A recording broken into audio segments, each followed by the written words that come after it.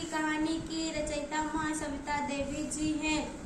वह कहानी में एक आदिवासी लड़की के विचारों और जिज्ञासे जीवन संघर्ष कार्य के बारे में बता रही हैं। वह कह रही हैं कि एक छोटी सी लड़की थी। वह करीब 10 साल की थी।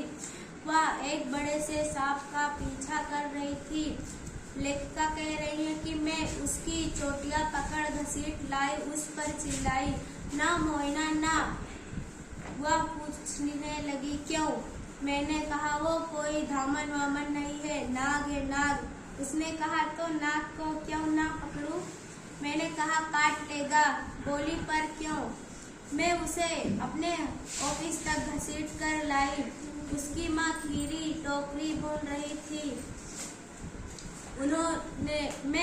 मैंने कहा उससे कि चलो आराम कर लो। वह बोली, सिर हिलाते रह गई। मैंने कहा क्यों, थकी नहीं हो?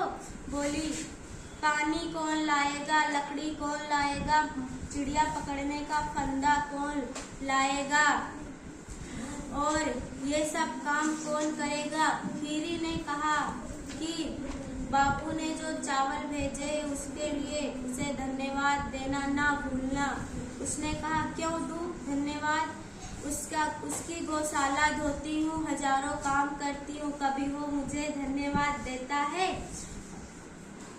मोइना एक खीरी सिर हिलाते रह गई।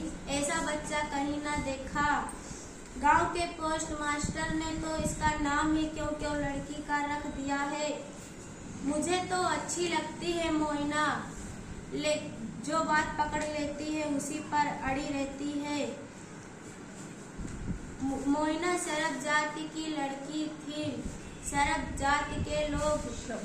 सबर जाति के लोग भूमिहीन और गरीब होते हैं, और सबर जाति के लोग कभी शिकायत करते सुनाई नहीं देते थे। एक मोइना ही थी जो सवाल पे सवाल किए जाती थी। हमेशा बोलती रहती, क्यों मुझे मीलों चलना पड़ता है, क्यों मुझे नदी से पानी लाता पड़ता है, क्यों हम पत्तों की झोपड़ी में रहते हैं। लेखिका बताई है कि मोइना गांव की बापुओं की बकरियां चराती है।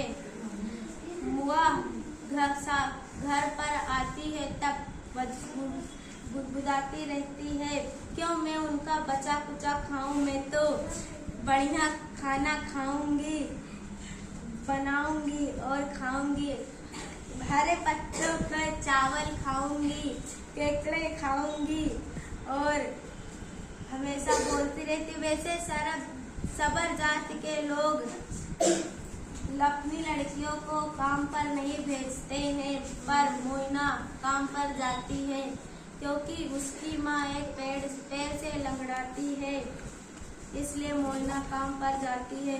उसके पिता दूर जमशेदपुर काम की तलाश में गए थे और उसका भाई गोरो जलाऊ लकड़ियां लाने गया था।